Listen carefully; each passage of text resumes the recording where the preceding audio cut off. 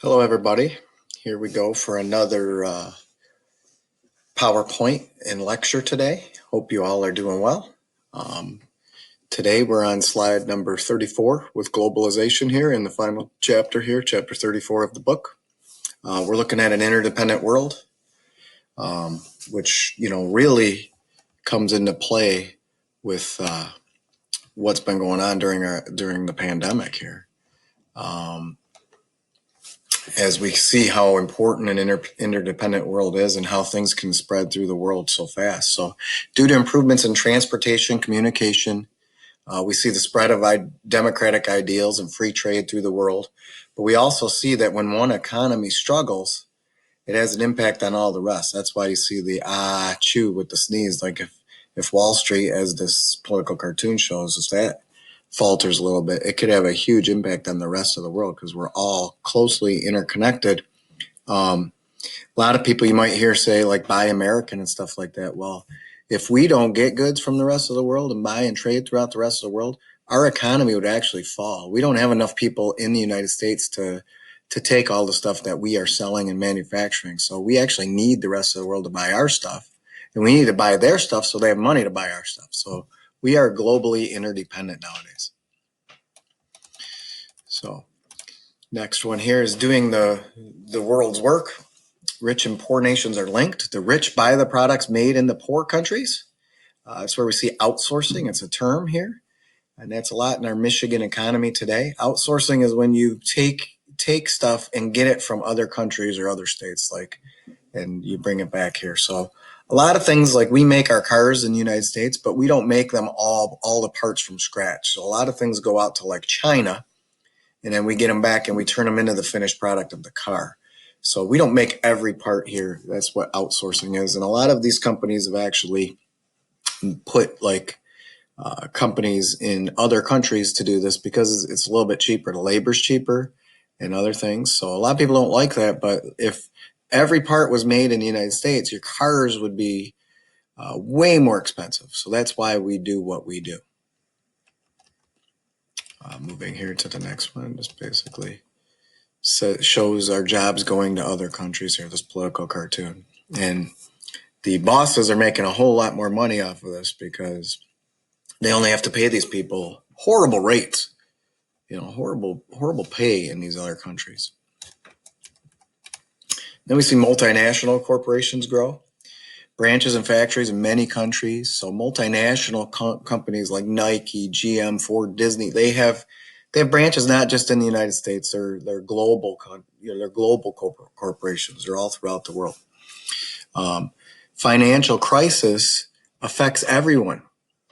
So an economic crisis in one country that is a major country on the global scheme can lead to a global economic crisis. So like when China shuts down, or the United States or Germany or France or Britain or any of these countries shut down, or their economy takes a hit, it could really have an impact on us. And here is the world economy, the US, Europe, Asia, Latin America, and it just shows you the cogs. If one of these cogs go down, it has a big issue here. And we see oil is a volatile natural resource. It's non-renewable. The price of oil affects all economies. Look at OPEC. They are a strong group of people who own the world's oil. You see Saudi Arabia has the most oil, Iraq, and down this chart right here, all the way to the United States. But the United States is growing. We've actually found some more oil, and we're doing some things that are controversial to get some oil, but we're not going to talk about that today. There's OPEC's share of the world. So you can see OPEC has about 79% of the world's oil. So they control the prices and the supply and demand. So when the price of oil goes up, it can really have a issue with the economy. So global trade organizations and treaties, the international organizations expand, like the United Nations. The World Bank gives loans to developing nations. The International Monetary Fund controls $1 trillion international loans to countries, exchange rates. And you get other organizations like the Red Cross and Salvation Army. So these are all global trade organizations and treaties that have been passed to help people in need throughout the world. Then there's been some trade treaties like GATT and NAFTA. And NAFTA is a big controversial one here. The North American Free Trade Agreement between the United States, Canada, and Mexico. So it made for free trade between these countries and no tariffs. But it did lead to job loss for a time for the United States due to cheap labor in Mexico. When Donald Trump became president, he readjusted the deal and he made a little bit better deal for the United States here. But that deal is going to be kind of short term because if it affects Mexico and Canada, it could lead to future job loss in America. So it's a tightrope that we're trying to walk to try to get a better deal for our country. World Trade Organization, 100 nations signed this global trade agreement. There was more job loss due to cheap labor in worldwide, like in China and India. Here's some World Trade Organization members. You guys can check that out on the PowerPoint. Nothing to really talk about there. Costs and benefits of global trade. You see the benefits of trade. You get a large variety of products and services. You get low prices because when you're competing globally, you got to try to get the best price. You see exposure and spread of new technologies and ideas, and ultimately more democracy as a result of this. It's very capitalistic.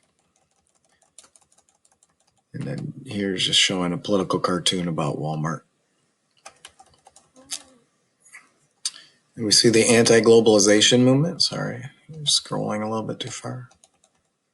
Rich countries taking advantage of poor countries leads to them still being in poverty. We see too much specialization by countries, too much power to the U.S., the IMF, and World Bank. Richer countries like the United States are losing jobs to poorer ones with cheaper labor, like China and India. This political cartoon basically shows jobs even going to Mars. America's biggest export are jobs. So basically, I'm gonna leave off on 53 today, and we'll pick up on the next PowerPoint with number 54. Hope you guys are doing well, and have a great day.